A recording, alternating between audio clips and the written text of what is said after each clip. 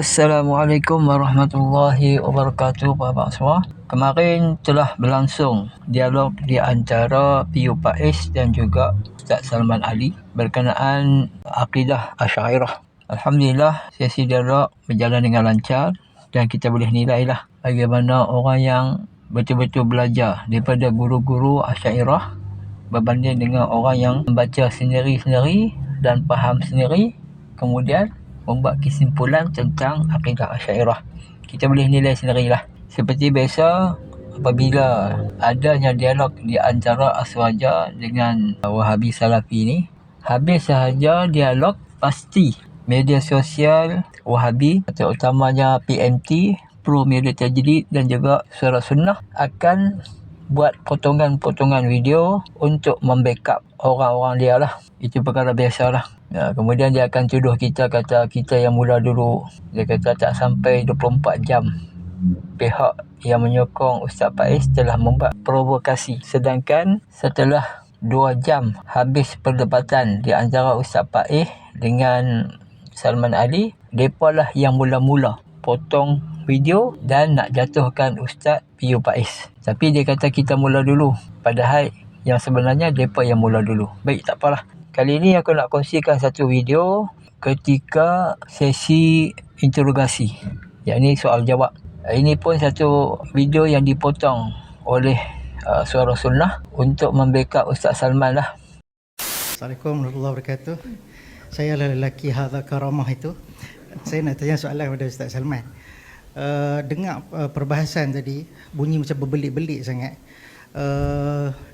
Apa nasihat Ustaz Salman kepada orang awam yang apabila dengar perbahasan ni dia rasa pening? Jadi akidah mana yang lebih mudah untuk dia faham kalau dia nak gunakanlah untuk diri dia lah. Sekian, Assalamualaikum warahmatullahi wabarakatuh. Terima kasih. Dalam masa 2 minit dipersilakan Ustaz Salman. Yang paling mudah untuk orang awam dan sesiapa sahaja pada saya untuk menyamakan dataran khusyuk mereka dan pemahaman yang mereka dapat secara langsung daripada ayat Al-Quran dan memahami realiti sebagaimana itu. Itulah yang disebutkan oleh Yazid bin Harun, dinakalkan oleh Al-Bukhari. Apabila kita baca Al-Quran, kita baca hadis Nabi SAW, kita faham sebagaimana yang disebutkan di dalam Al-Quran dan hadis Nabi SAW, itulah yang paling mudah untuk orang awam. Kita baca hadis, apabila kamu solat di antara kamu dengan Allah Subhanahu wa taala, apabila kamu mengucapkan alhamdulillah, Allah akan menjawab hamadani abdi. Itulah yang kita faham. Bila kita mengucapkan alhamdulillah, kita percaya dengan penuh yakin ketika itu Allah Subhanahu wa taala menjawab perkataan apa yang kita ucapkan dengan hamba-Ku sedang memuji aku. Jadi itulah yang paling dipegang dan itulah realitinya. Bagaimana mekanismenya, kita tidak perlu terperangkap dengan perbahasan mazhab, sehingga cara kita mengenal Tuhan kita dan memahami dalil-dalil agama ini terperangkap di dalam kaedah yang dilukis oleh ahli falsafah. Tidaklah Aristotle lebih mengenali Tuhan daripada para nabi. No, tidak sama sekali. Para nabi lebih mengenali Tuhan. Jadi apa yang disampaikan oleh para nabi, oleh orang awam, itu mengandungi ilmu sebenar, bukan sekadar gambaran untuk menenangkan hati orang Yahudi, orang Nasrani dan orang Arab. Bukan sekadar menenangkan mereka. Itu realiti untuk difahami. Meskipun ia berbeza dengan apa yang telah dipegang oleh tokoh-tokoh ahli falsafah. Jadi balik kepada soalan tadi, yang paling mudah baca Al-Quran, baca hadis. Bagaimana difahami oleh orang awam mengikut konteks itu, itulah realiti sebenar. Tuhan tidak sama dengan kita. Tuhan tidak tertakluk dengan undang-undang manusia yang telah dicipta oleh manusia. Wallahu a'lam. Cukup Terima kasih. Assalamualaikum, nama saya Muhammad Afdal. Soalan saya mudah ya. Untuk Ustaz Salman, apakah tolak ukur kebenaran itu mesti dengan kefahaman orang awam, iaitu dengan maksud jika perkara itu susah untuk difahami, mestilah difahami oleh orang awam, benda itu salah. Kalau benda itu mudah untuk difahami oleh orang awam, benda itu benar. Itu saja. Baik, terima kasih. 2 minit kepada Ustaz Salman. Saya suka soalan ini, menarik juga. Apakah orang awam faham macam mana tu dikira kayu ukur bagi menentukan akidah itu betul atau tidak? Ini penting untuk kita faham. Persoalan pertama yang perlu dibangkitkan, Al-Quran itu kitab ilmu ataupun kitab untuk mengelabui mata orang? Itu dua isu yang perlu diselesaikan. Kalau kita menganggap Al-Quran itu kitab ilmu, kitab mengandungi kebenaran, bukan sekadar untuk control human behavior, tapi mengandungi kebenaran. Okey, kalau Al-Quran mengandungi kebenaran, soalan kedua yang perlu ditanya di sini, apakah Al-Quran bercakap dengan bahasa dataran orang awam ataupun Al-Quran ada special code yang hanya difahami oleh orang yang berfalsafah? Soalan yang kedua. Maka ternyata apa yang dilakukan oleh Nabi SAW dan para sahabat adalah Al-Quran berbicara dengan dataran bahasa orang awam. Nabi tidak pernah menganjurkan para sahabat untuk memahami Al-Quran dengan secret code yang orang awam tak faham. Apa yang disebut Al-Quran simple. Kalau saya boleh bagi satu contoh tentang inilah uhibbul afilin falamma afalat, bila matahari hilang Ibrahim kata itu bukan Tuhannya. Al-Tabari membawakan banyak tafsiran daripada para ulama. Apa maksud afalat? Hilang. So Tuhan tak boleh hilang. Datang ahli-ahli falsafah kemudian kata bukan. Maksud afala itu bukan hilang tapi berubah-ubah. Kerana daripada hilang itu terbitnya berubah-ubah. Jadi Tuhan tak boleh berubah-ubah. Sifat Tuhan mestilah statik, tidak ada perubahan padanya. Itu bukan difahami oleh orang awam. Dan kalau tengok dalam At-Tabari, tidaklah ditafsirkan sebegitu. Ditafsirkan, tafsiran para ulama salaf adalah sebagaimana difahami oleh orang awam. Ini yang kedua. Dan yang ketiga, Allah Subhanahu Wa Taala tidak tertakluk ataupun tidaklah wajib mengikut apa yang difahami oleh tidak Aristotle, tidak Plato, tidak Aristotle, Plato ataupun Socrates. Tak. Siapa kata Aristotle lebih betul daripada Plato ataupun Plato lebih betul daripada Socrates? Tak. Tiga-tiga tu buang jahanamlah tiga-tiga tu. Apa yang datang dalam Al-Quran yang difahami oleh orang yang khitab itu turun kepadanya, itulah kebenaran. Kerana kitab Al-Quran buku kebenaran. Wallahu a'lam. Terima kasih. Jadi soalan-soalan tu seolah-olah nak bagi tahu bahawa akidah Asy'ariyah ni satu akidah yang susah yang akan dipelajari oleh orang-orang. Jadi dua soalan itu ditujukan kepada Ustaz Salman. Yang pertama, si penanya tu memang orang lepa lah, orang Kuib, yang ni pengarah Kuib. Orang panggil, dia duk panggil Sunan apa entah. Dia bertanya kepada Ustaz Salman, bila orang awam dengar perbincangan tadi, masa dialog tadi, orang awam jadi pening. Jadi adakah orang awam ni sesuai untuk belajar akidah Asy'ariyah? Itu lebih kurang lagu tu lah soalan dia.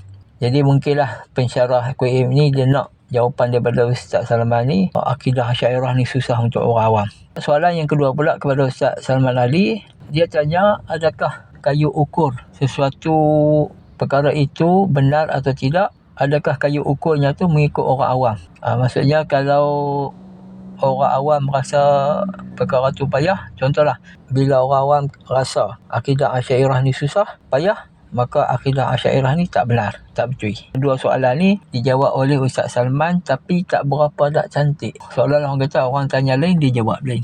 Saja mudah ya. Jawab akidah Asy'ariyah ni susah dan tak boleh dipelajari, ataupun akidah Asy'ariyah ni mudah dan boleh dihadam oleh orang-orang awam. Tapi Ustaz Salman cerita apa dataran khusyuk, dataran apalah, macam-macam lah. Jadi jawapan tu pun pening orang awam pun tak faham. Jadi soalan yang kedua tu sepatutnya jawapan yang mudahnya, orang awam ni menjadi kayu pengukur sesuatu perkara itu benar atau tidak. Maksudnya kalau orang awam kata mazhab Asy'ariyah ni susah, akidah Asy'ariyah ni tak betul. Kalau mudah, betul. Jawab macam tu ya, tapi dia macam-macam jawab meleret-leret. Tapi soalan yang hampir sama juga yang ditujukan kepada P.O. Faiz, maka soalan ni P.O. Faiz jawab dengan mudah dan menjelaskan bahawa akidah Asy'ariyah bukanlah satu akidah yang susah payah.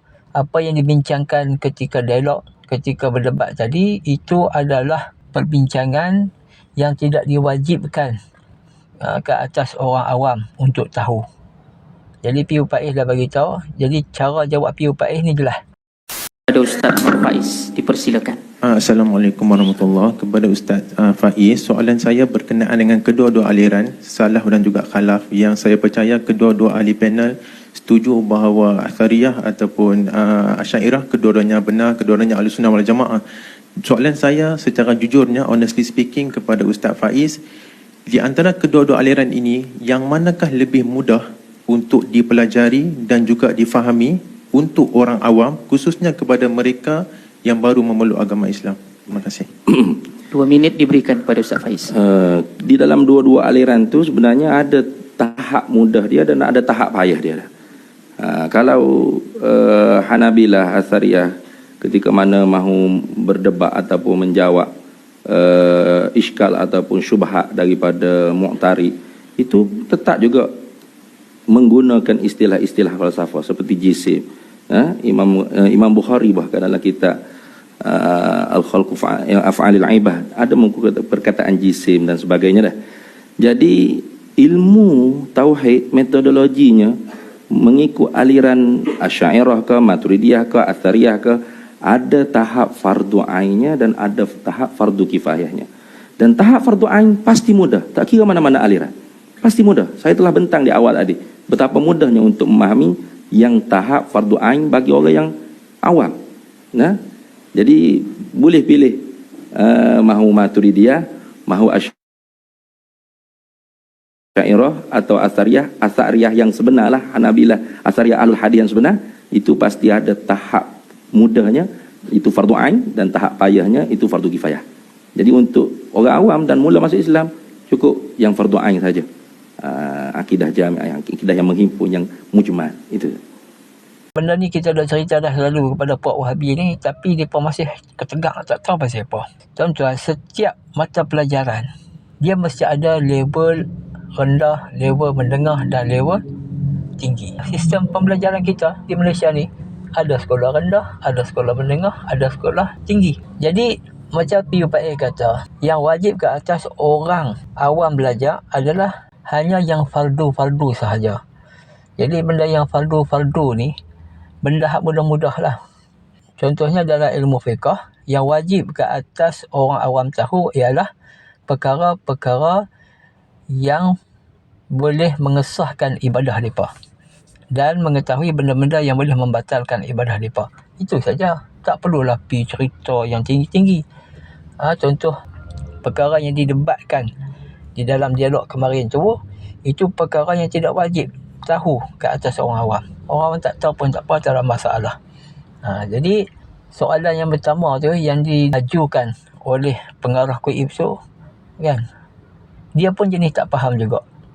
Dia dah faham apa yang dibincangkan oleh Piyu Faiz dengan Salman Ali tu, itulah orang awam wajib kena tahu. Padahal benda tu tak wajib pun kat atas orang awam.